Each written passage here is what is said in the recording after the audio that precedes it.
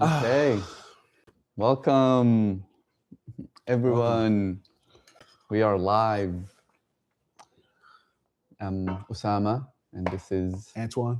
Antoine, and you're right here with Bab al Alam. We're doing a spin the wheel, questions and answers. Hopefully, answers. Definitely good questions, but hopefully, good answers too. Mm-hmm. Right? And we can stay on topic, maybe. History of That was for me, basically. just been talking, but we do have about what now? I think 10 questions. Okay. I don't know how long this live is going to be for, but hopefully not longer than It takes to answer the questions appropriately. yeah. Okay, let's get to it. Let's see what these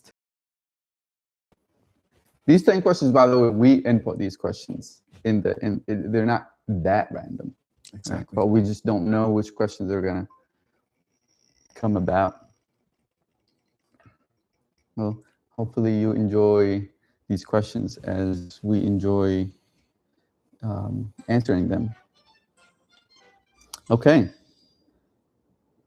The first question that is up is, have you ever noticed how a spiritual practice can actually make someone more self-centered instead of more honest? Wow, is self-centered somehow not honest? Is it implying that?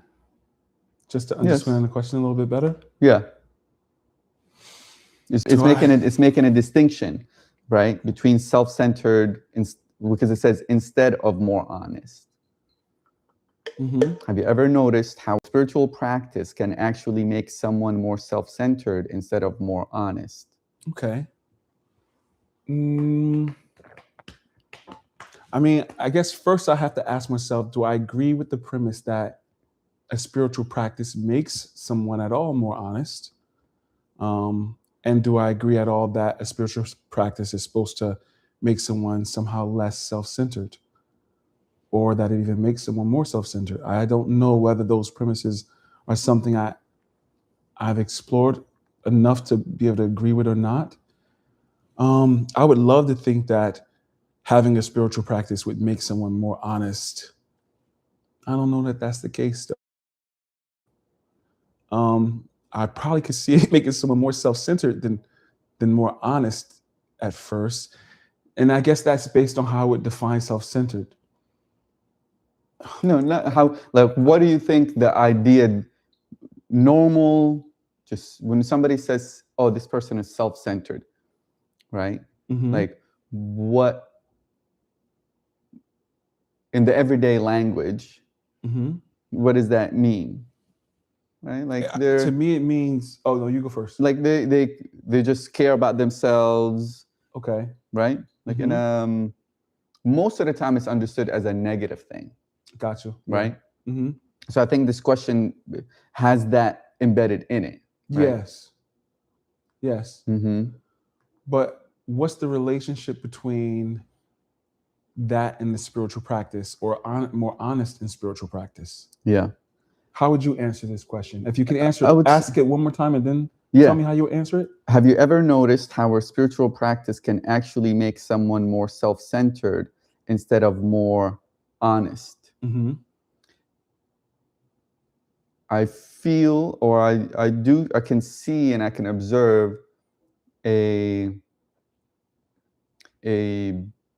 space where the practice itself, right, forms a particular identity, where the person is now identified with that particular practice, or with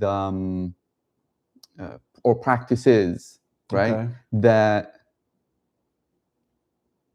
makes the individual has some kind of attachment towards that practice, and in doing that, it is now feeding a whole other identity, You know what I mean? Mm-hmm. So, you know, I meditate daily. And now because there's an identification with that, now I feel like my nose is up in the air, like I'm a daily meditator for, 18 years, Yeah. and in that way, it puts more veils than takes away veils. I can agree with that. I think that, will you finish that statement? Mm-hmm. I think that, I can agree with that. I don't know that someone is doing that intentionally. I think it Right. might be a little bit more slippery, Mm-hmm. whereas this person has had some sort of enlightening experience or some sort of emotional release. Mm-hmm. And because of that, they project it onto a mystical figure or culture or religion. And the sneaky, narcissistic sort of, the kind of tendencies mentioned here sneaks up on a person where is in their blind spot. They don't really know that they're behaving in a way that's more self-centered. Mm-hmm. You know what I mean? It takes for a breakdown, some sort of honest mirror or epiphany for them to realize that. But I think it's more likely that if we would consider this someone's spiritual practice, that it could definitely lead someone towards that kind of myopic view and thinking of themselves or the world or their choices unintentionally, until they have a breakthrough, breakdown, epiphany, or transcend it, where they can see and experience something different. Rather than making a person more honest, I don't know about the question. That still trips me up a bit, because they're putting self-deception on one end and more honest on another end. I don't know that, like, I think the same trickeryness with self-deception, that wasn't the word, was that the phrase? Self-centered? Self-centered. The same trickeryness can happen with self-centeredness, can happen with honesty, a lack of, or more honest, because depending on what the person's perception is of themselves or their environment or whatever spiritual practice they have, it can really skew what self-honesty even is to this person. I mean, At some point, they're the only ones who can. right. At some point, or maybe at all points, self-honesty is relative. It could be, transitory based on whatever their perception is of themselves and their situation at the moment. Sometimes it's not until after the impact do a person realize, oh, I wasn't really being honest with myself. If your spiritual practice gives you insight around that, I think it depends on what the spiritual practice is and your relationship with it. There are different types of prayers, of meditations, yoga, dhikr. I feel like most traditions have that honesty as part of the aim. If it's not the main aim, it's at least part of it. It's embedded in it, right? That honesty is somewhere high up the value system ladder. Yeah, I agree. As an ideal, I don't know about as a practice. Right, but as it's saying, like, most of these practices, right, or most of these traditions hopefully have an aim towards honesty, right? So in the premise of the question, whether self-centered or a practice that may lead to self-centeredness or honesty, is because it's positioning honesty as part of that value system ladder. Exactly. That most of traditions have it somewhere. If it's not the highest, it's somewhere in that top 5. Yeah. So another thing that came to mind is, like, I remember speaking with someone, and they mentioned a story that they went through of being in a community, in a spiritual community, and then it just became so toxic because there was a almost like a competition of who's more spiritual, or who's more doing these practices right, or more legit, or more, you know what I mean? Where some of these communities or these pockets, like you said, can lead to that. You know, someone can be in there and then have that kind of competition of spirituality, which is, I think that's how I understand self-centered also. Like, right? Being in competition. Yeah. Yeah.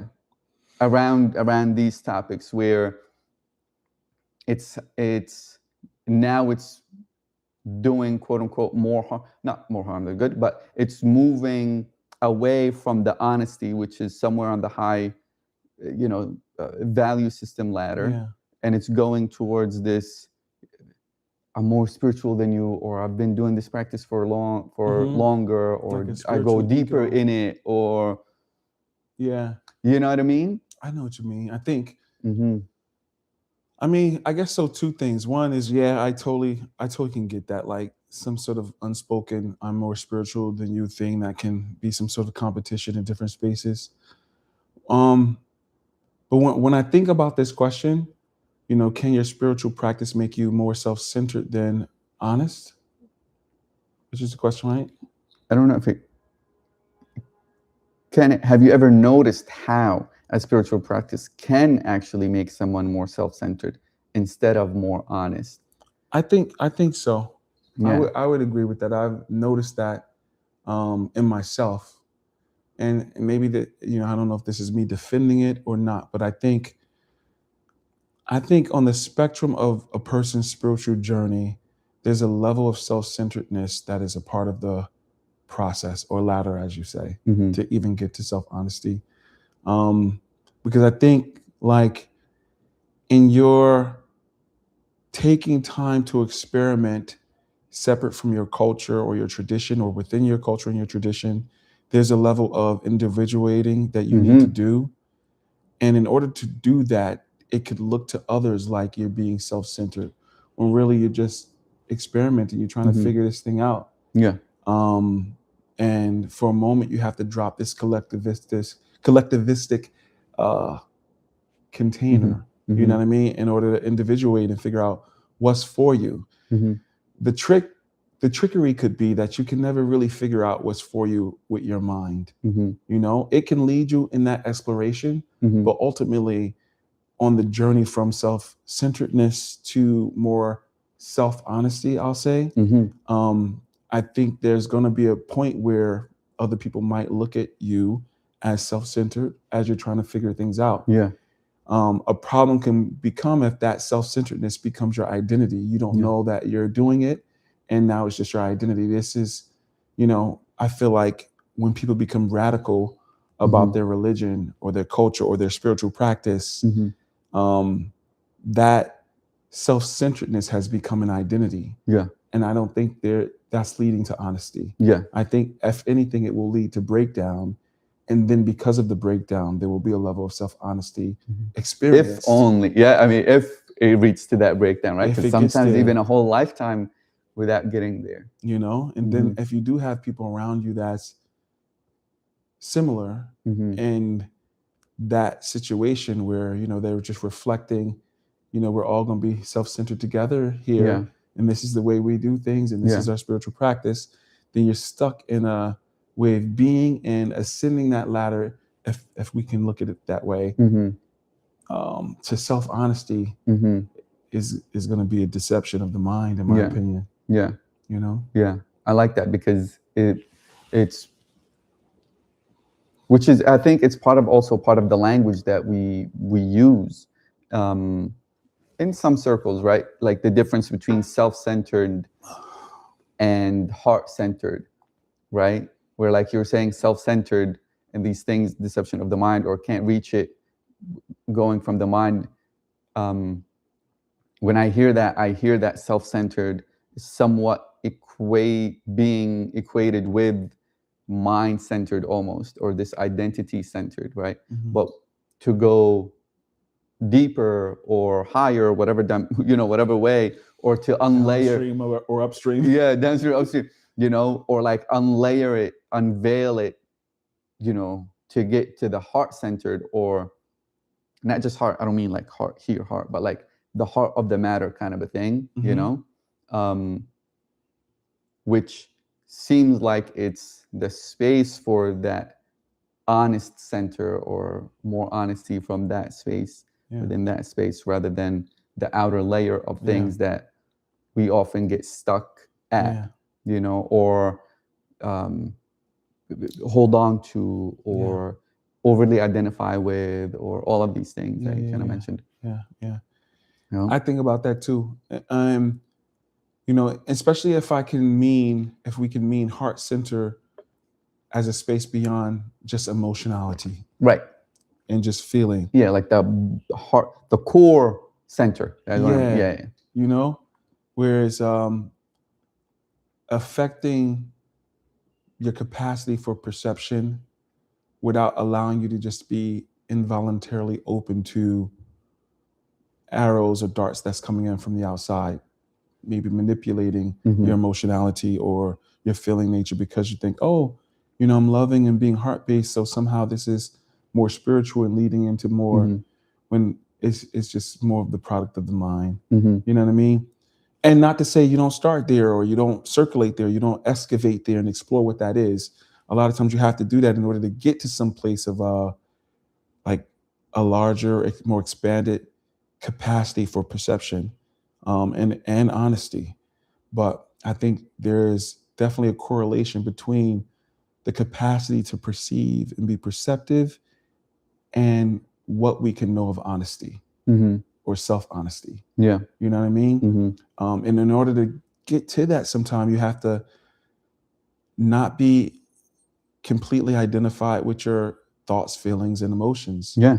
It becomes data, albeit significant data, but it is not the be all and end all of perception and of who and what we are.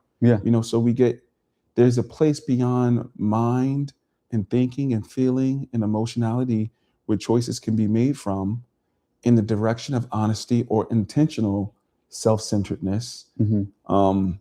That's useful. But when you don't know you're in it, and you don't know you're being run by thoughts, feelings, and emotions, and they're masquerading as an expanded perception, like in my case sometime, then it gets tricky. You have to like really be about a practice that breaks you beyond self-centered or self-deception and what the mind thinks self-honesty is. At that point is a level of like real self-disclosure. 100%.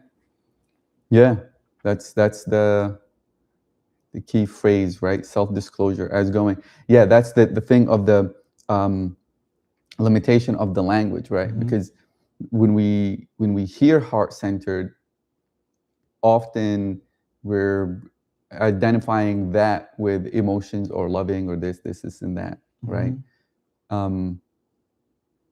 When in reality, it's like it's pointing to that place that you were talking about, that is beyond all of these things, that is like the heart of the matter, or the heart of the being, or the core of being, or the pupil of the being, you know what I mean? The pupil of the eye, like these, where many traditions, I know for within the Sufi tradition, they would call that space is the faculty for perception. It is like that, that space itself is where perception happens. That is beyond all of these intellect, or not mind, emotions, feelings, and bodily sensations, and all that kind of stuff, right? That's like it sits beyond it, or maybe it's the ground for it, or in whatever way, that whatever image that we would want to look at it. Yep. So in that place, within that perception, everything that's coming out of that, when it comes into honesty, it now becomes what you said, a self-disclosure. It's moving in that self-disclosure unfoldment, you know. So you're learning more and more about yourself in an interesting way. Like it's, you know what I mean? All these things just become part of that knowing, or part of that knowledge, that it's a tool for know thyself, kind of. Yep. You know. Awesome. Okay, we feel complete on this One question down. Yeah, amazing. Okay. So now we have 9 questions left. Bismillah. Pick your wheel. Random questions, and hopefully not so random answers. Okay. I think a lot of these questions are kind of circulating around the same thing, right? Because this question number 2, is it possible that some self-help systems work better at keeping you engaged than actually changing you? Wow. I mean, yes, it's possible. Anything's possible that some self-help systems work harder at keeping us engaged than keeping us than allowing transforming us with it. Yeah, than actually changing you. Damn, heck yeah, shit. Look at the medical complex here in the US. In terms of medication, handling the symptom, not the cause. Yeah. Right? Now, but it doesn't fall in self-help system, right? But I get what you mean, though. But it's like it's within. All of these things are still built within the same. I don't know. There's like the light side of the moon, and then the dark side of the moon. You know what I mean? Yes. Where it's like, oh yeah. There's definitely self-help systems that work better at keeping you engaged, right? Keeping you, on to the next. You're just staying, staying in it. Right. You know, you're going higher and higher. Right. You know, and it's like, wait, what? I read something the other day. Was it yesterday? Yesterday, somebody was talking.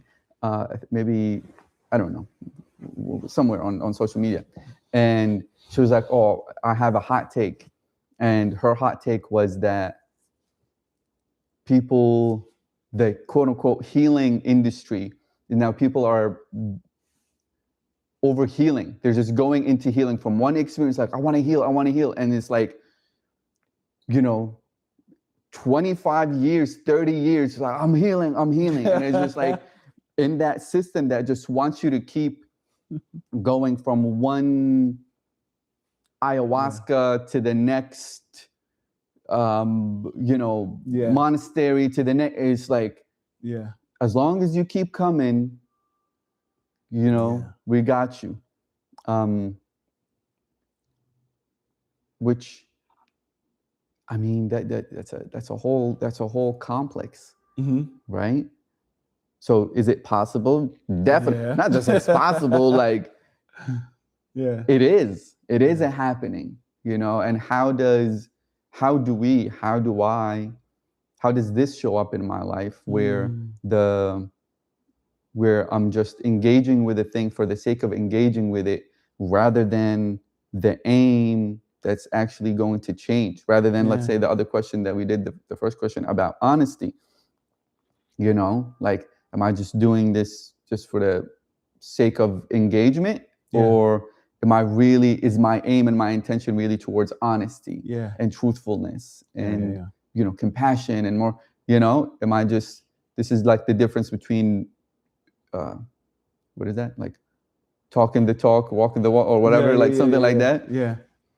Right? In which way am I just engaging just for the sake of engagement, which now becomes just entertainment, really.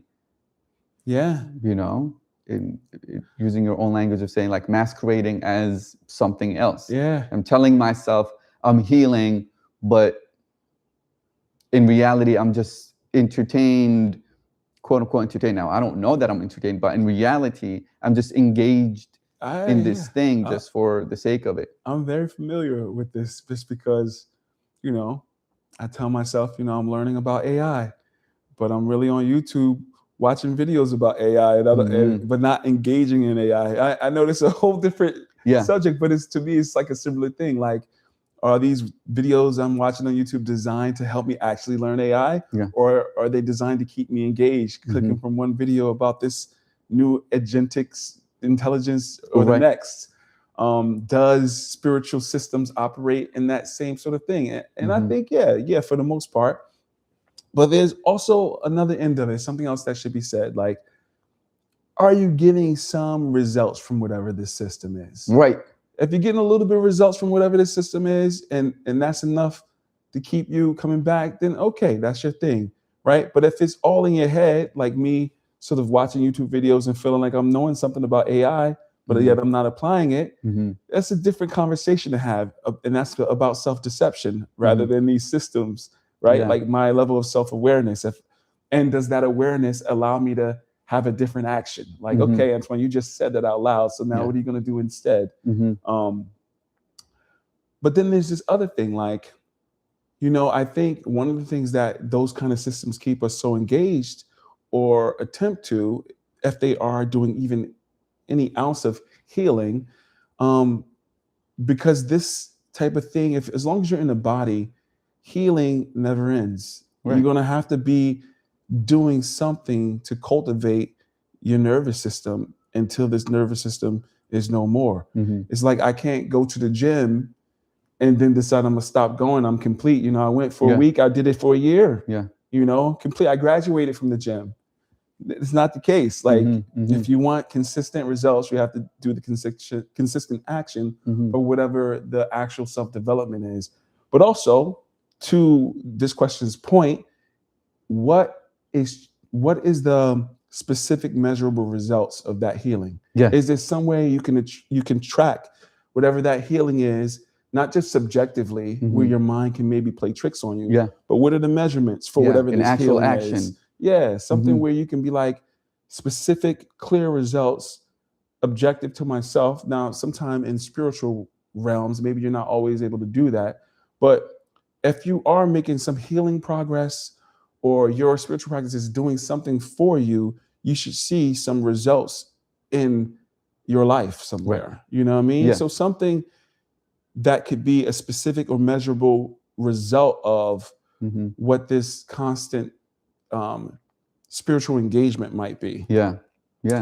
Absolutely. So in one way, these systems are set up that way, and it could just be keeping us engaged just to be engaged, similar maybe to that relationship with YouTube I just said.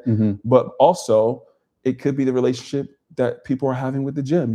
They go and there's a somehow a good relationship between the gym and the results they're getting in their life. They become more functional. I say the gym, but it could just be working out. I see it those two different ways. There's that balance in between, like, being in that system, and recognizing when it becomes just a loop in itself, that I'm in the system just for the sake of the system itself and not the results, kind of like what you're saying, that the actual fruit of the practice or fruit of the work, or you know what I mean? And I can see it, I can measure it. When I'm observing myself in action, or when I'm observing my actions, I can see the change taking place, or the fruit of it, right? And that can look like so many different things, whether it's not being, you're no longer being triggered, you're no longer being triggered by the same thing, or that trigger. Okay. That trigger no longer has its effect on you that it used to have before. Right? Where something, let's say somebody cuts you off while you're driving, and before your reaction would be to explode, right? And then there's some kind of practice that allowed you to create space and observe the subtleties of that reaction taking place. So now you can observe it, and then at some point stop it before it even gets there, or have some kind of you know, way to have some kind of way to respond rather than react, right? And these things become measurable. So then when you see yourself and somebody cuts you off in traffic and whatever, or driving, and now you see and observe, like, oh, okay, I'm not as hot-headed as I was, let's say, last year, you know, before doing this practice. And these things now start to show up in how we act and how we treat ourselves and how we treat other people. I agree. You know? But if it's being stuck in a system that just either wants you to continually learn new technique or learn the new thing about AI, you gotta watch this video, and you don't even have time to process and you know what I mean, and really do the first thing that you need to do. But like, now we're just going into entertainment and just want to have more information, you know, because the mind thinks more information means knowing. You know? So yeah. And that's another thing about no amount of whatever we learn about whatever religion or spiritual context that we commit to memory is going to relieve the work that actually needs to be done in real life. You know, the expand your capacity to do whatever those leaders were doing who, you know, initiated those religions or whatever. You know, 100%. You can tell the stories of them all day, and we can learn something from the stories. But what's your capacity, Antoine, for living a life that speaks to what these people were pointing at? You know, I agree. So the short answer to, is it possible that some self-help system work better at keeping you engaged than actually changing you? Yes. Yep. Imagine just yes. Okay, question number 3. This is now out of 8 questions, I guess. Okay. Question number 3. Again, this is all under the same kind of umbrella, right? These questions are pointing towards practical spirituality, practical mysticism, practical philosophy.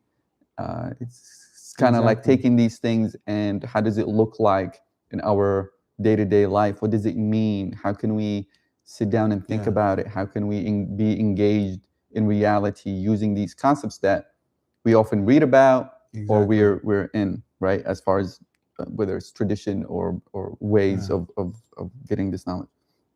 Okay, question number 3. This is 3, right? Can I say something about what you just said real quick before you ask that question? Yeah, I guess I'll ask this as a question to you, because these questions, they weren't created in a vacuum, right? We created these questions to speak to the possibility of how do we unite, or uniting consciousness into conduct.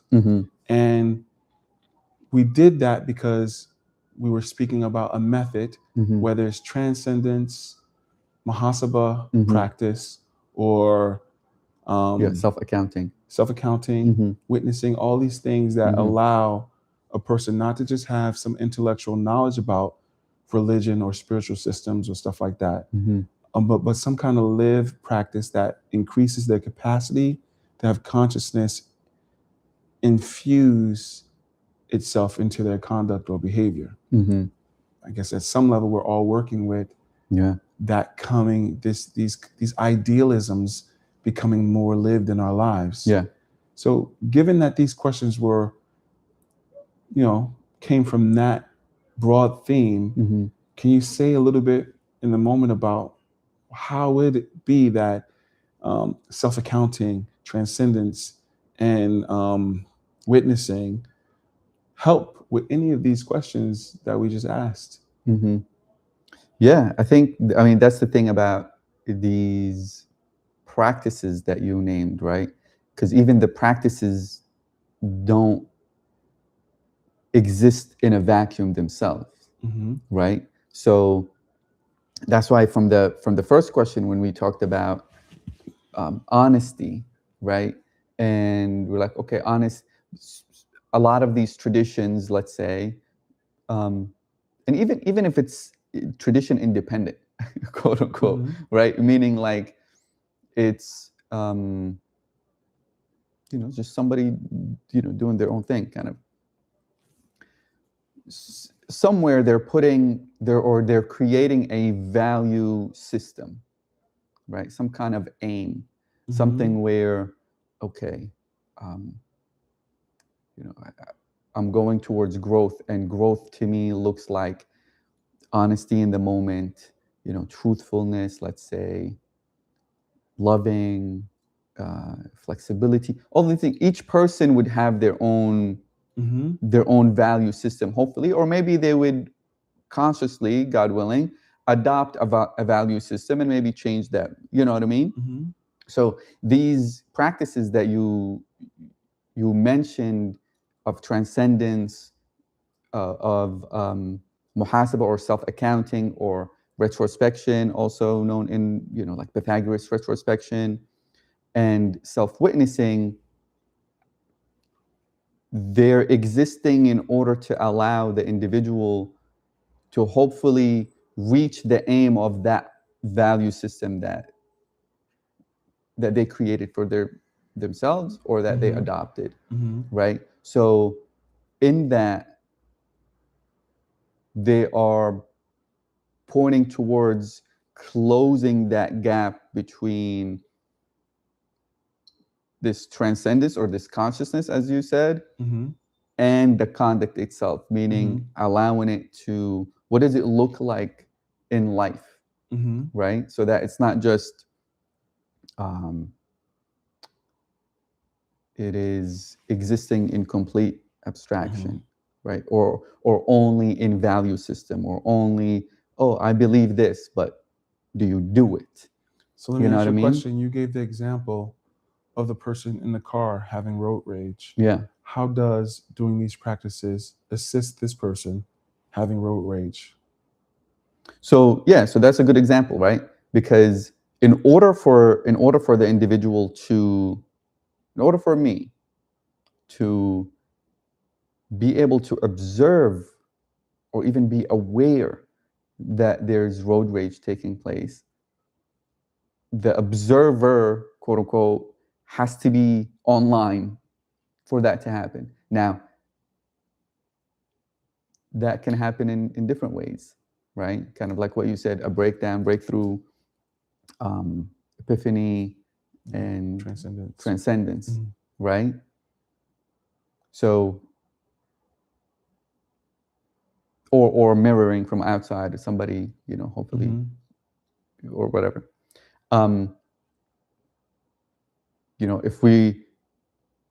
If we don't want to wait for these other things, transcendence itself creates that space. So let's say I don't know that I have road rage, actually, right? But somehow I'm attracted. There's something within me that wants to know myself deeper, or a little, at a deeper level. So then the transcendence practice will allow me to create enough space between my actions and who I am.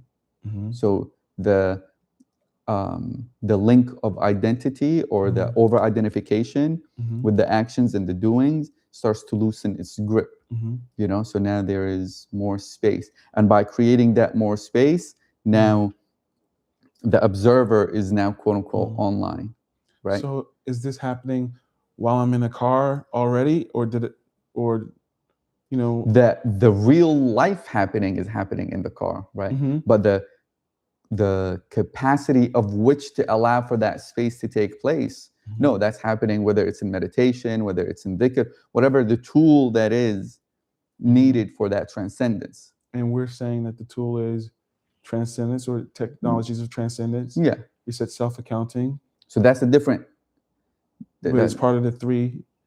The three. Yeah. So. Yeah.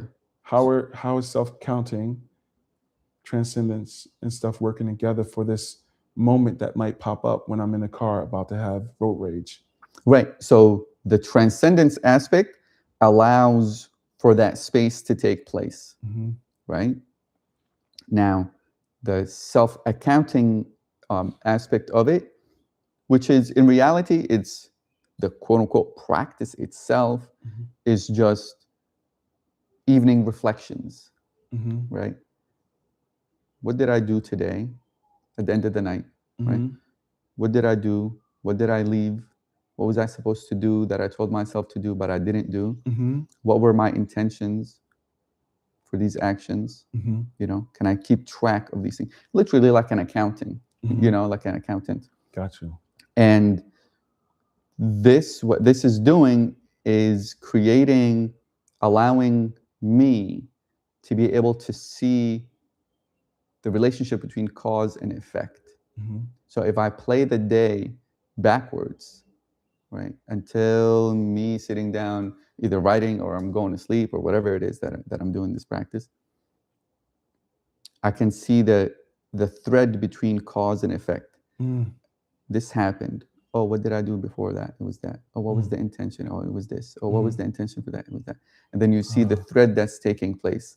So now if I'm playing that back, and then the portion of me in the car comes on, right? Now I can trace it, right? So that's one thing that's muhasaba or self-accounting at the end of the day might look like. The other version of it, or not the other version of it, the other thing that's infused within that same thing is now while I am driving, because now this thing is brought into my awareness. Now I see it. Now I'm aware of this, let's say, pattern, or I'm aware of this behavior, and I'm driving. And because of the transcendence, there's already space. There's some kind of space. And that space is now, I can observe the subtlety of my reaction before it became this fire thing. I can just observe it as a spark rising up. I can feel the blood. And now maybe in the beginning, I'm just observing it and taking course. So I'm not necessarily trying to judge it and suppress it right away, right? Just to allow it to just to see myself, what happens, so that I'm familiar with my reaction. Then more time. And then at some point, which is self-accounting becomes, in the day-to-day, becomes part of self-observation, right? I'm observing. I'm just observing myself in action, right? And I'm observing the intentions or the mechanisms that are moving me into reaction mode or respond mode or whatever it is.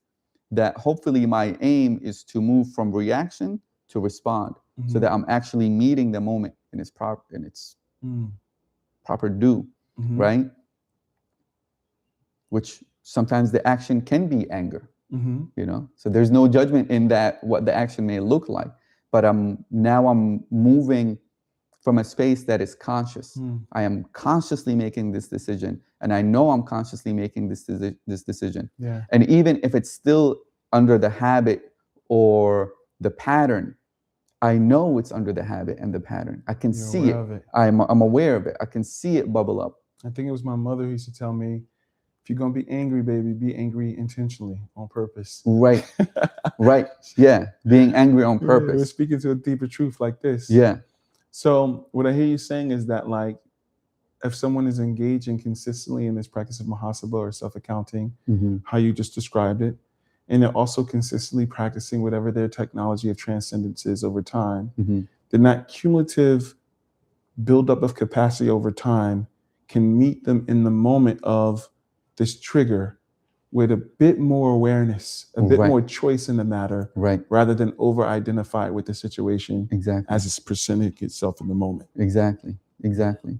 And then the self-witnessing comes in kind of like not between these two, as a thing of these two, where that awareness now falls back on itself. That observer is now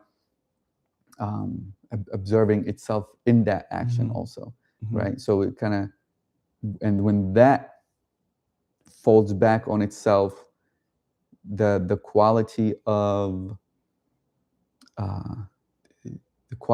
presence, you know, is now felt in the space. And navigating or like acting in the world or responding, it just takes a different a different form, right? So that's like the self-witnessing, the witnessing aspect, right? Or the aspect of perception, and its awareness folding back on itself, or the observer observing itself in while things are happening, and then things almost like become 3D, HD, you know what I'm saying? Like all of these things at the same time, and it's even if it happens for a moment, you know, a second, 3 seconds, 4 seconds, whatever it is. But now there's an actual felt knowing and experience of what that is.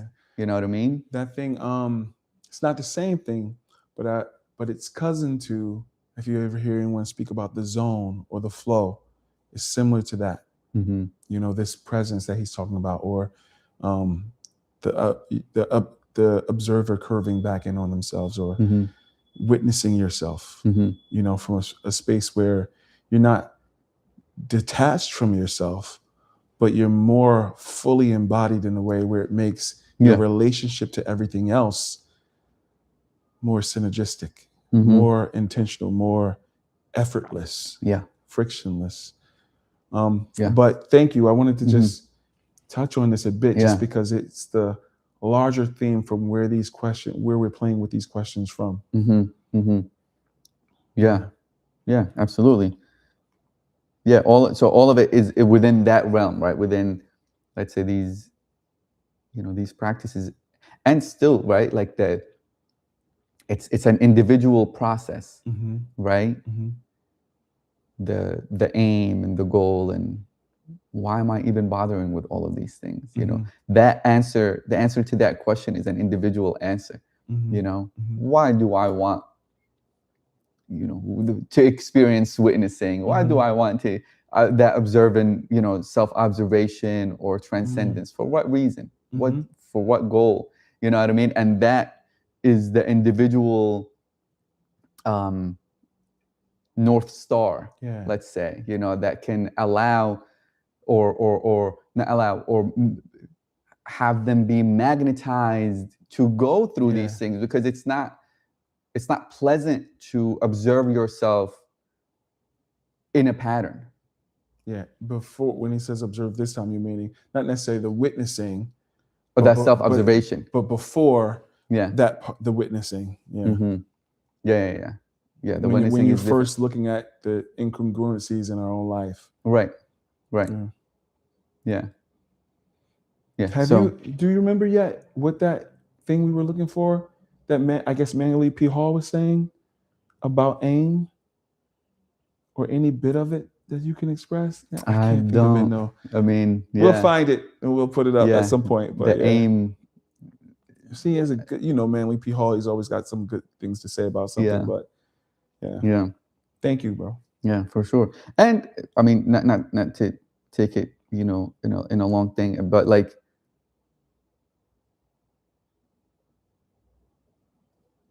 there are like these individual answers to that question, even to just sit with it, right? And then see what feels right. And then when there are things like Manly P. Hall or Ibn Arabi, which you had the book here somewhere, I guess you brought it back. And you're like, oh yeah, they can or maybe they articulated what it is for you in, you know what I'm saying, in a short way, or maybe it's like, yeah, that seems right if it's, you know, but being able to go through that inquiry first. It's like, what is it? Why am I doing this for? What? You know what I mean? But Manly P. Hall, I love Manly P. Hall. So, and that what you were mentioning is from realization, self-realization through the discipline of self-unfoldment through the discipline of self-realization. Yeah, it's a mouthful title, but I love that book. Okay, cool. I forgot what question this was. I think this was question 3. I think so. Yeah. Question 3 says, why do so many people understand their past deeply but still repeat the same patterns? Exactly. I think Yeah, good. I think a lot of what we just said speaks to the answer to this question, at least what I think the answer is to this question. I think because knowing something and having the capacity to do something about it is two different things. Mm-hmm. You know, you could see something in your behavior, you can identify it. So there is some awareness around it, but the capacity being built up to do something about the pattern you're noticing is a very different thing. And that has to be built up over time. There are neurological pathways that have been set. We say these things at my school, and I'm sure at many other schools, that neurons that fire together, wire together. Maharishi International University, shout out. But yeah, like if this wiring has already been set, then even though you see the pattern, it takes something. It takes for a pruning of those pathways and then a resetting of new possibilities and new functioning to start new default mode patterns and behaviors to be hardwired into the system. You can have an epiphany about something, an awareness about something, but if there's no structure, no hardware to sustain it in your life, it's never going to be a station. It's never going to be established. The physiology has to be able to functionally hold whatever deep truths we're discovering at any time. Yeah. You know?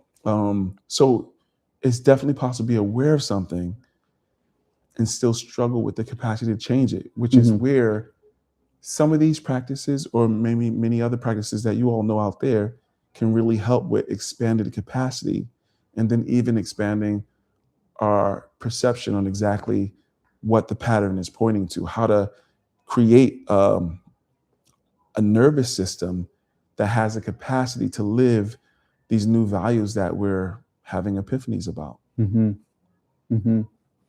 Yeah, I agree. Right? Because changing the pattern, and that's the thing about, noticing. I think in what you said, noticing, knowing something doesn't mean the pattern has changed or something like that.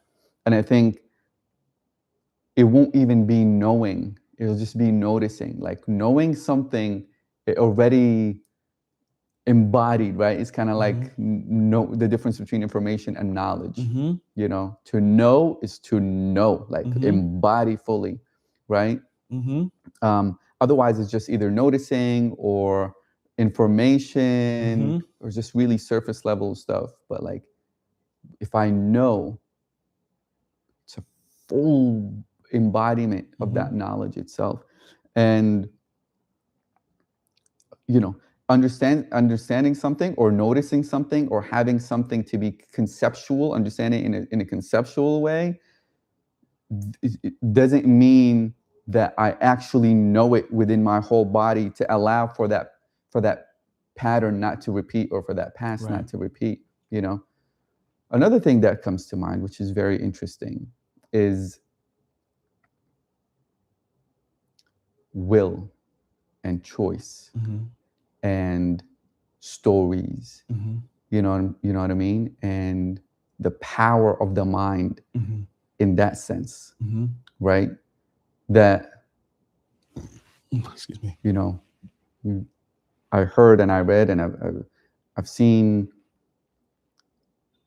things changing in a matter of choice, right? Like whatever that build up to that choice to take place, that's a whole other thing, or maybe the choice was taking, and that choice and that conviction,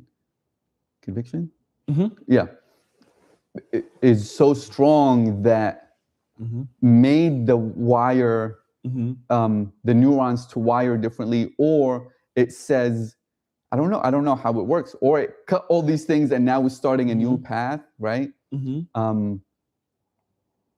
Like sometimes when I read about these cases of multiple personalities and each personality having a completely different different disease, or Mm-hmm. experiencing the body differently. Like one personality might have diabetes, Mm-hmm. and the other personality doesn't. Yeah. Right. One personality might have cancer, Mm-hmm. and another doesn't. Like, it's like, Mm-hmm. what Mm-hmm. are you, like, what are we talking about? Right. It's like in a realm that's like almost insane. You know what I mean? And it's like this really these deep stories or belief about who I am. Yeah. And in that, things like literally the body on a cellular level changing. Yeah. You know what I mean? Yes, I absolutely do believe that that's possible. I think so. I think, though, maybe the alarm is when, because in many different religiosities and New Age spirituality and an age of adaptogenic musing, people shoot towards this. Wait, what is that? The last People thing that you using said. adaptogens or different kind of drugs and stuff like that. I don't know if you would call them drugs. Like what, like medicinal psychedelics? medicines or psychedelics okay. to achieve some an immediate Mhm. state. Any of those, I think, is possible with those things or without Yeah. it. I think I just want to highlight that, like, although I believe some of those things are definitely possible with everything you mentioned, it's not the rule, it's the exception. And oftentimes these things are something you need to work on over time for cultivating your nervous system. The quick fix or the miracle or the things like that, while it is possible, oftentimes people, especially religious people or New Age spirituality people, they chase that, hoping to get it done quick. Oh, I'm going to do this specific thing, and then boom, Well, I'm saying like making a decision or Yeah. not. It's not the rule, it's the exception. I don't know that most people are able to make a decision to go off narcotics. Like, there has to be a process for the masses of people. I think that is the same thing in religious spaces or spiritual spaces. Like, for the masses, there needs to be a system that you can be sure of to some degree is doing something for you over time. You can continue to have these things, these possibilities there, and if it happens, good. What I'm saying is, don't, for other people out there, don't let that be your go-to. Like, I'm just going to make a decision, and then you constantly make a decision, but it's not working like that for you. Maybe for this other person. So you need a system. Which is what I'm trying to say. I'm saying, don't let go of these miracles, or I'll call them miracles, or decisions that, oh, I made this decision and boom, now I'm off drugs, or now I'm enlightened, or now that's for some people, but is maybe anecdotal. Yeah. Yeah, I hear that. Like having it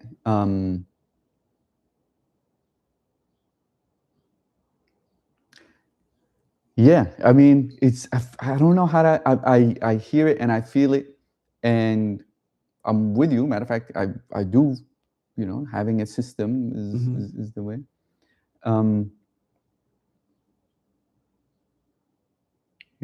But is that a kind of like a crutch to you know what I mean? Like of somebody saying like, hey, it's all, I don't know, this might be an overgeneralizing of a statement. It's all a matter of decision, or it's all a matter of choice, right? A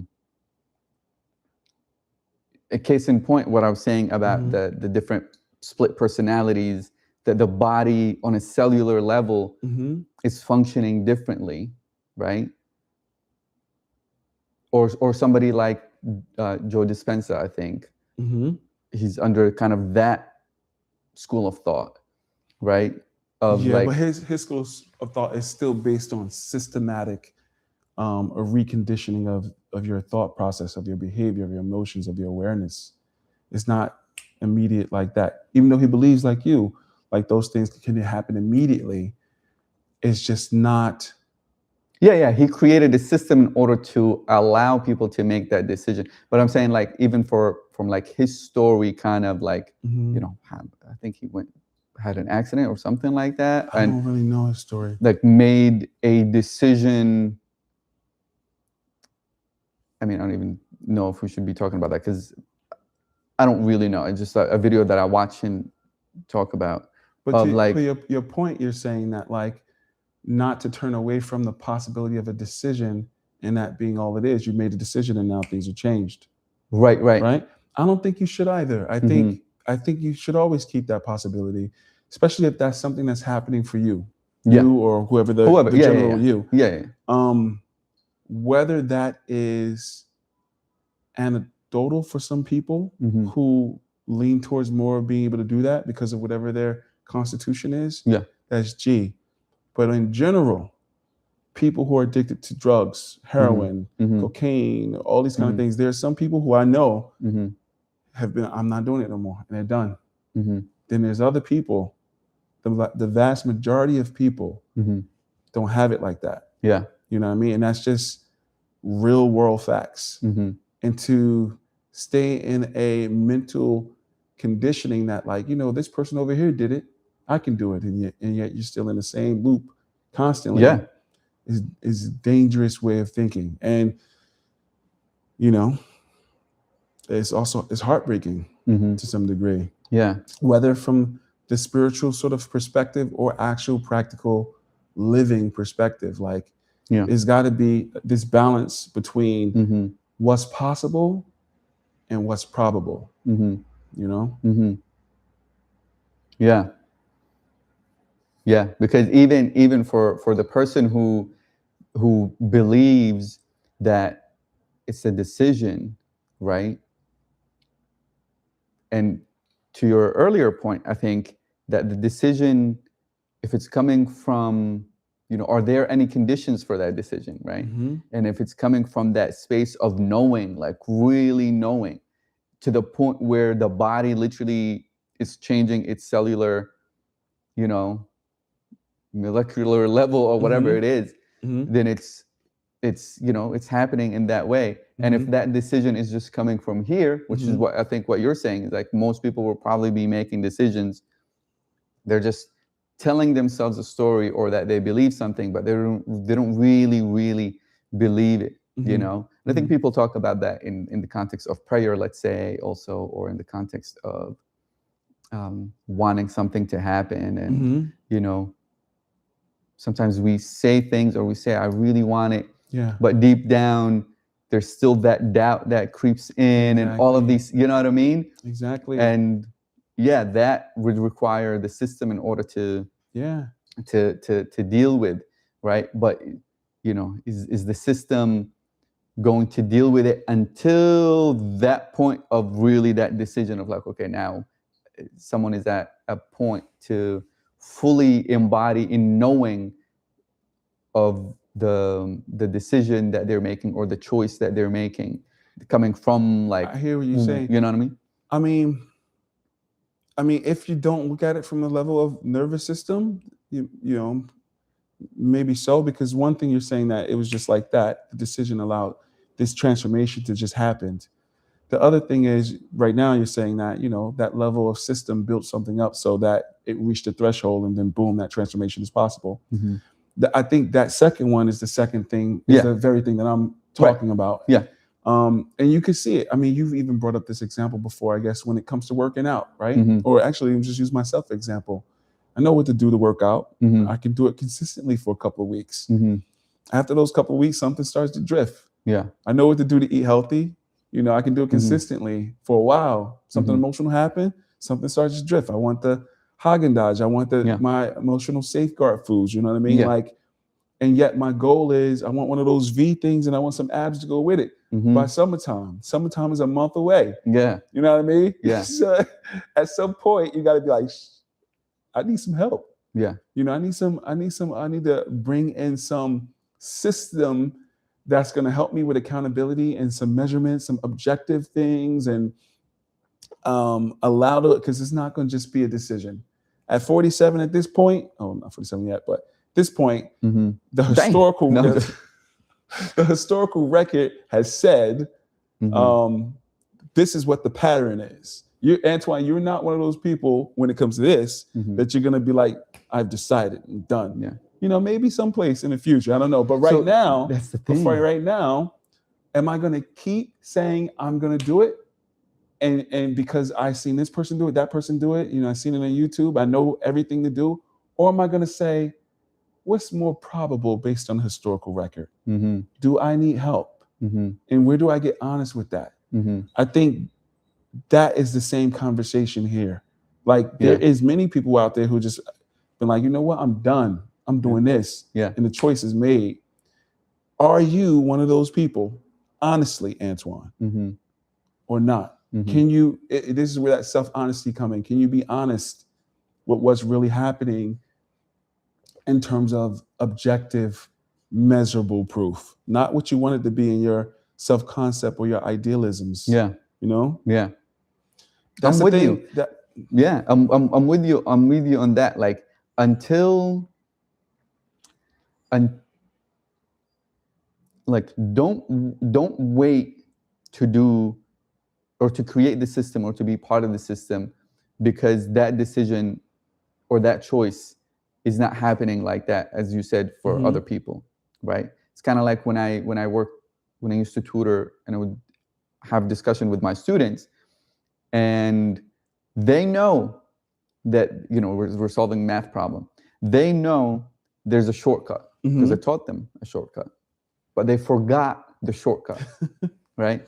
They know how to solve it the long way, right? But now they're sitting down thinking, like, man, I know there's an easy way to do this, but I know there's a shortcut. What's the shortcut again? What's that other formula that just makes me solve this in like 2 steps rather than 10 steps? And then they're sitting down thinking, I'm like, just do it the long way. Yes. Just do it the long way, right? Yes. And then once you go through that, you might find the epiphany of the shortcut halfway through, but finish it anyway. Like, you know what I mean? Like just do that process. Thanks, bro.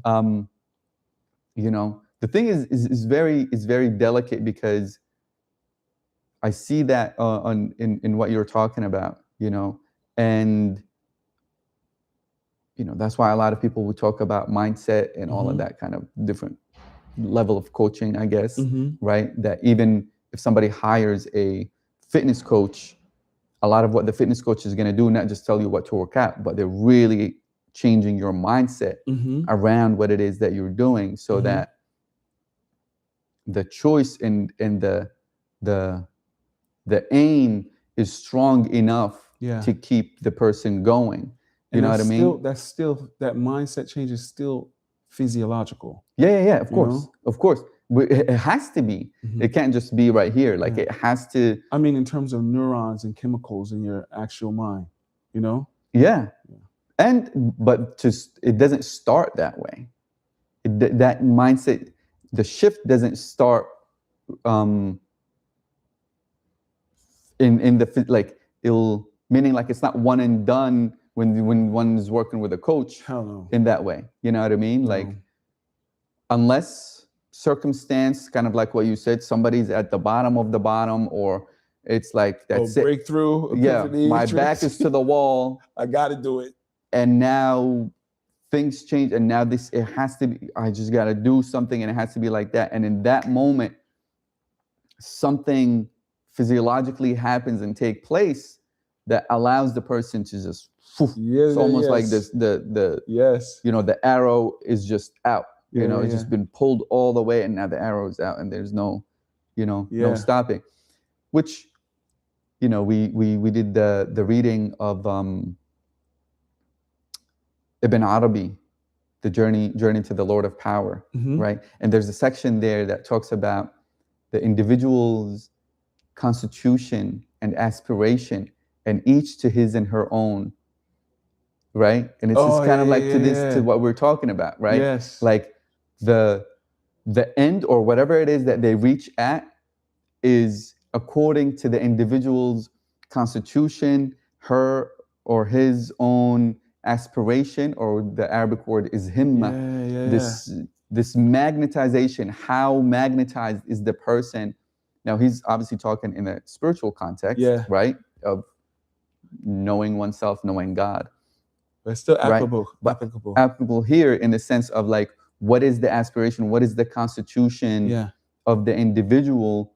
And when they know, and if they do know, how does one work with that with their own constitution and their own thing? You know, not to look at somebody from outside and be like, I want to be like that, but lacking that. If that creates fire of that aspiration, sure, right? You know what I mean, right? But if it doesn't, and it's just pretend, right? You know, then no. Then what is the constitution? What is really exactly? And the aspirations and these things, which is you know, it's fascinating, but it does require an honest look, right? Not in just an honest, non-judgmental look, right? This is what it is. Really, what is the history? Do I trust myself? Do I trust God? All of these things that come up, you know, and whatever it is that we know ourselves at, if we know, then okay, what tools, if I can't, let's say, quote, know the shortcut or make the decision, or even if I make the decision, there's an underlining thought underneath that decision that still doesn't believe it, right? Then, okay, then what is available to me that I can still solve the problem the long way? I'm using the math example, you know what I mean? Or still do action rather than being idle, waiting for that shortcut to come and take place, you know? Because from the vast majority of people, the long way is the shortcut. Exactly. You know? Exactly. It just is. Yeah. And when you say like a level of self-honesty, or I forget the word you just used, but like that you just have to be really clear about that is so true, because self-deception in the world runs rampant, you know? Yeah. But there is a utility to self-deception as well, like what we said earlier. And so if my self-deception could have me say, you know what, I'm going to the wall with this, you know what I'm saying? I'm going to use whatever imaginings I can to make this thing happen, as long as, you know, for me, as long as I don't, you know. Yeah, there's no harm, suffering. Exactly. You know what I mean? No, then I'm going to do that. This is me using some self-deception intentionally. But if I'm even doing that and it's not working, you know, then I should get help. You know what I mean? And a lot of times people, you know, they need, I think you make this point sometime, they need God to show up in a certain way in order for them to know it's God or nature. When, you know, how am I looking for God in that way if God is also omnipresent? If anything, the issue is with my perception and my perspective. If I could really see the different ways that God or the Most High or nature is bringing opportunities to me for whatever issue or whatever desire that I have, and then leverage all the possibilities and resources and means that the Most High has put in my space for whatever this thing that I want to happen, whether it's some form of enlightenment or fitness and wellness or any of these things. I've got to get clear about self-deception, self-honesty, and whichever it is, use it intentionally. You know, but in order to use it intentionally, I got to be aware of it. Exactly. You know? Yeah. Conscious decisions, conscious everything. Amen. So all of that was the answer to why do so many people understand their past deeply but still repeat the same patterns? Dang, that's the question, and that's where we went with it? Yep. Okay. Let's do another question. I think we have 7 questions left. I wonder if we'll be able to, whatever we're going through. Okay.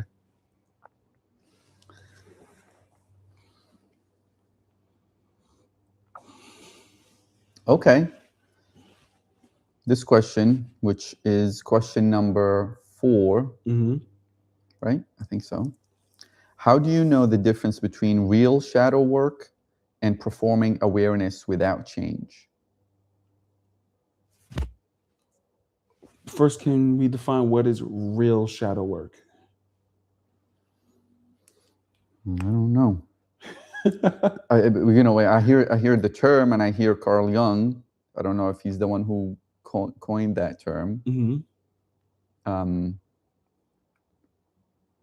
Going into aspects of making the subconscious conscious, or bringing awareness to the subconscious, Okay. which are, from what I understand, can be the patterns that are running on automatic, right? The mechanical aspects of ourselves that we are subconscious. They're not on the forefront of our consciousness or awareness, but still somehow helping to run the show or running the show. Running the show, yeah, exactly. Okay. I mean, I don't know if we have to go into this question, because it seems like it's simple answer. It's no, not simple answer. It's like all the stuff that we've been talking about, right? Over here. You know, the difference between consciousness and conduct, and being aware of something and still repeating the pattern, and it's pretty much the same. Like, I can use the answer to the last question to this question, and it will still apply. Yeah. You know what I mean? I don't see any difference, nuance, other than talking about, real shadow work, and what does performing awareness without change mean, and performing. And how would you define performing awareness without change? I think it's what you were talking about earlier, as far as the difference between knowing something and just noticing something, and having information about something, versus deeply knowing it. Yes. Right? Yeah.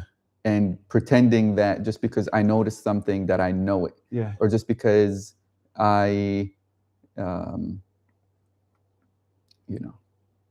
I know what a piano is, that I know how to play the piano. Yeah. Or just because I know how to play one song, I now know how to play the entire, you know what I mean? Like, it's just different levels. Yeah. So that's at least how I see, or how I understand, performing awareness without change. Like, just being stuck in the level of noticing, in the level of noticing, meaning shedding awareness as a spotlight only, right? But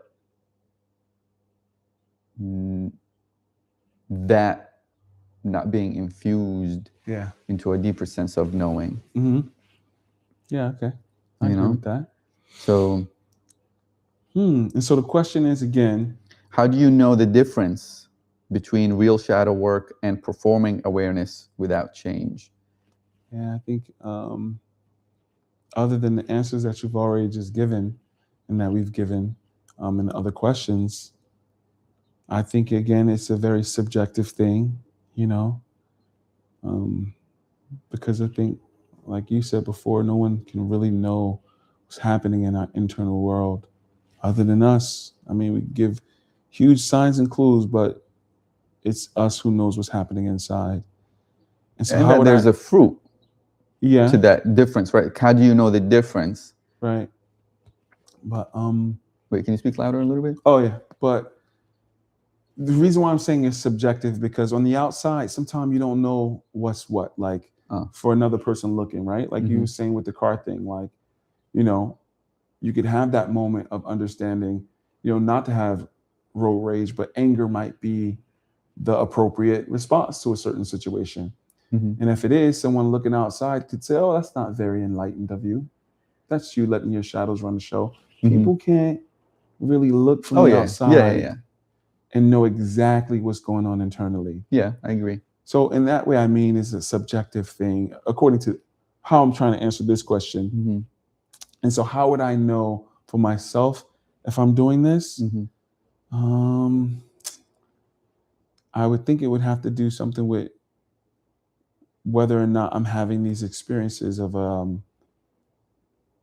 self-reckoning, whether I'm being very honest with myself where I can like call myself out on my own BS consistent enough, whether I have relationships around me that can question me and challenge me consistently, you know, to where they're not challenging me for challenge sake, but they're challenging me because they're trying to show me a mirror so I can actually look at myself. You know what I'm saying?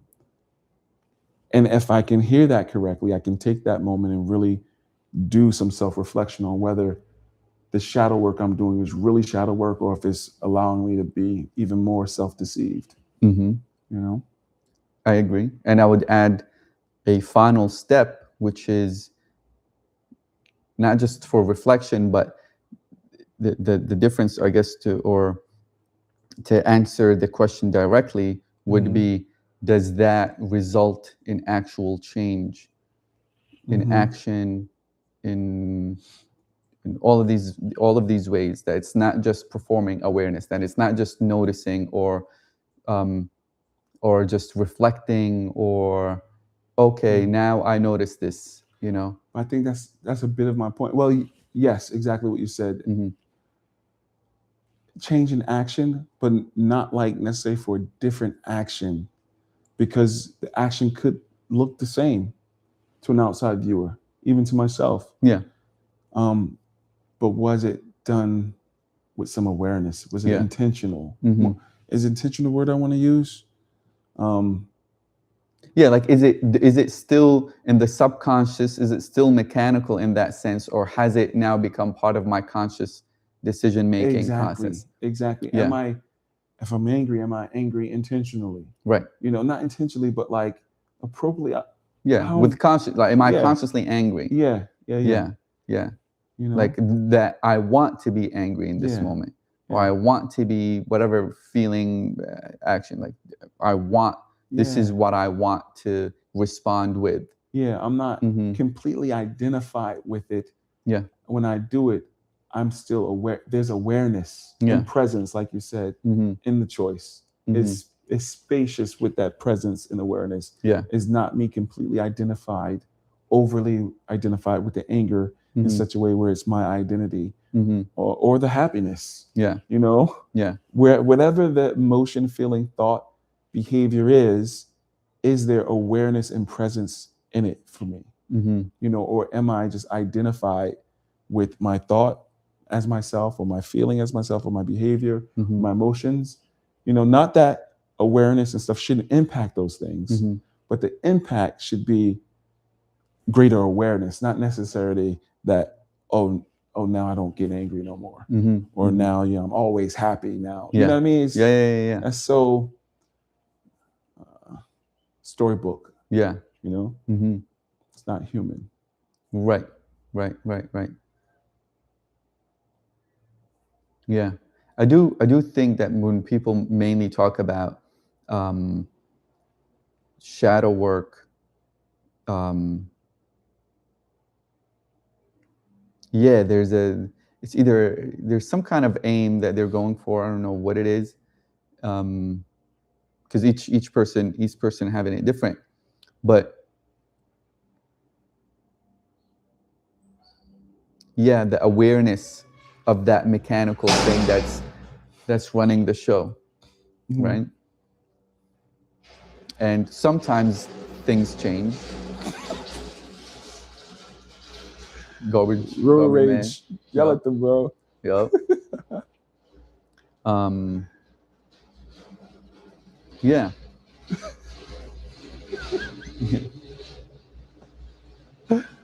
They probably can't even hear it. I hope the mic's working, because I see the mic, the thing is not even moving when we talk. Oh man. Yep. Did you finish your sentence? I think so. I was just agreeing with what you were saying, right? Of that the action itself may not change, but there's something fundamentally is actually changing in whether it's in the perception or actually choosing the action. Yeah, the ability properly. Yes. You know, the ability to choose the action properly, you know, and that choice now, but when the action is coming when the intention behind the action is known, I think there is some quality. There's a difference in quality of the action. I agree. You know. Yeah. Sometimes mistakes. And because I'm thinking of art, right? If somebody creating art and the difference between intentionally and doing a stroke by mistake, things can fall into place by mistake. But sometimes when there's intention, whatever that intention is, it just does something different. Right?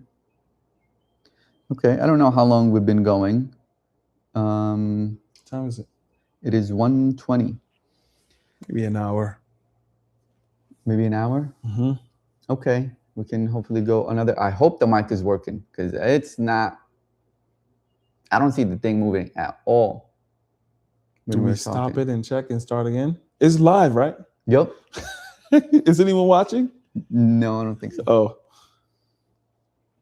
Okay, let's do one last one. And if it... I should post it. Oh, okay, I think it's working. Okay, let's do one last question. Okay. For an hour.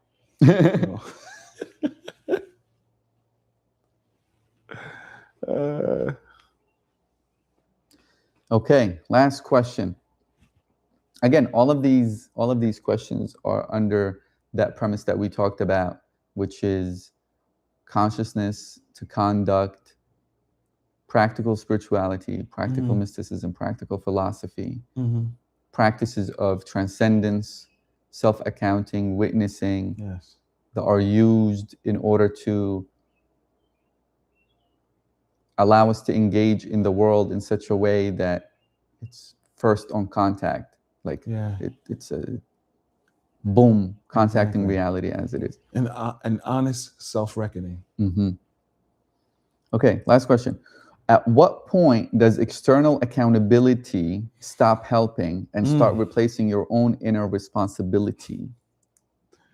Wow, so interesting this question comes up, because we were just talking about permission slips. I first heard that term, permission slip, from talking to a friend who was talking about Bashar, and how Bashar was talking about how sometimes we just need permission slips. Something about it that just takes a little bit of the weight off for a little while. You just move into it. I've been using that concept for a long time now, bro. I'm sure you know. But at what point does it stop serving me? I think is the question. And I think when the permission slip starts to drift from something you're intentionally doing into something you need, your identity, you get overly identified with it to where... With external accountability? Yeah. With external accountability as a permission slip. You want to, so that I can see you? You're talking to the mic? My bad. My bad. But yeah, like, I don't know. What was I saying? That when you are overly identified with the external accountability. Yeah. Like to know it, to know that it is external, and when you know it, that you can use it intentionally.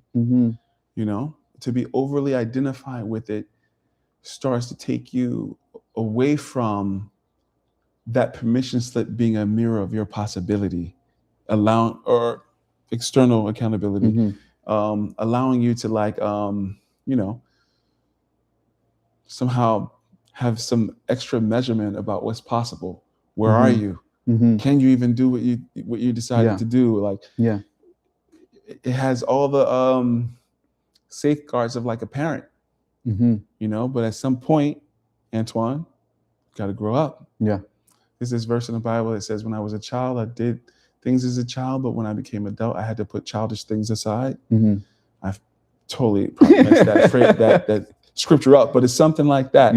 And it's about sort of maturing into, who and what you are, How does that look like? Let's say somebody has a coach for the gym, right? That's external accountability, Yeah. right? What does it look like for an individual to be overly identified with their coach? Is that what you're saying? Yeah, I guess so. I guess, if it moves beyond, like, do you want to pay the coach for life? Is your coach your crutch at this point? Or is your coach your coach? It's a difference between a coach and a crutch. Use them for what they for. Hopefully they're there to coach you into being able to coach yourself. If that's not the case, then at some point they're more of your crutch than the coach. And I mean, this is maybe oversimplistic because people go to the gym and get coaches for different things. But for this example, what I'm trying to say, that's how I think of it. Yeah. If we're in the wheelhouse of spirituality and things like that, because we're the bloom and we're the becoming, and at some point that relationship is going to curve back in on itself. And while it's in that process, use all of the help you can get, Antoine. Yeah. You know what I mean? But it should. Yeah. Yeah. But it should, like, am I being able to do it by myself at some point? Exactly. You know what I mean? Yeah. Like the coach is giving you, let's say the gym. The gym is always a good example, right? Because it's very practical. The coach is giving you a workout plan and a diet plan, like what to eat, right? And maybe even literally what to cook, right? Within that diet plan. Like this is the meal plan. You got to cook this on, Monday, Wednesday, you can eat this fish, whatever, meat, steak. And here's the workout plan. Now, if the coach doesn't, which goes back to that, maybe question number one about the systems wanting you to stay in the system. Oh, the engagement. Right? The engagement. That's the self-help system wanting you to just continually be engaged. If the coach doesn't show you or coach you on how to come up even with a workout plan, or how to come up even with a prep mealing plan, then they're doing you a disservice to begin with, right? Now you might be, getting the results, right? Because you have a workout plan that you're following, and they're coaching you on that. Now you have external accountability, like, oh, damn, like I told this person that I'm going to be at the gym, at 7 a.m. and, I'm paying them. That's another thing. Right. I'm paying, I'm committing with my wallet, which is very, very personal. It's very deep to a lot of people, all of us. And, so you're getting results from these things, from that external accountability. However, if they're not allowing you to, and if you're not allowing yourself to be able to create and adopt these systems and know it enough in whatever amount of time, then that coach is going to be a crutch, even though the results are changing and are happening. But if they're not allowing me to continually be able to move to a self-generating position, right? So that even if something happens to them, now what? Oh, I know how to come up with my own workout plan and all that kind of stuff. And even if I know that, I may still choose to have the coach, right? Because they're at a certain level of mastery that I would still want to learn, right? From, you think of, Michael Jordan and the coach. He's Michael Jordan. He's not going to say, I don't need my coach now. You know what I mean? He's still with but it's, I would imagine that it's going from a place of consciousness, like, okay, this person knows, and I'm consciously allowing this person in my life in this specific way. That I actually value the perspective and the way that they're keeping me accountable in this way, or their level of mastery regarding this sport thing, whatever it is, so there's there's that balance, or there's that aspect Mhm. of always being a student. I think of musicians also when I think about this, right? They're constantly learning and studying, and they constantly have Yes. in that space. Like it's a never ending where somebody's saying, I no longer need that external thing, you know? I hear you. I remember these stories that they tell at my school, at my where Maharshi International University, about Maharshi and his relationship with Guru Dev, which was his teacher and mentor, and it's the same thing you just described. Yeah. You know, even once his mentor died, this is still, I pay homage to this mentor, this teacher. You know, I get it. But it's to your point, like if it's still stuck within that system of, hey, like in a spiritual sense, that person is not allowing or not allowing the individual to cultivate their own inner guide, right? And completely hijacking the person's spiritual autonomy or autonomy in general. Yeah. You know what I mean? Then there's that danger exactly in that sense. Although while that probably definitely happens, what I think I see across society is people are willingly giving their spiritual autonomy, their sovereignty up to other people. Yeah. Just out of like laziness, fear, wanting to be a part of a community, or you know, whether it's a cult or a religious place, or whether it's a fucking gym, or wherever it is, there's this constant lure to hand over our sovereignty, our spiritual authority to other people.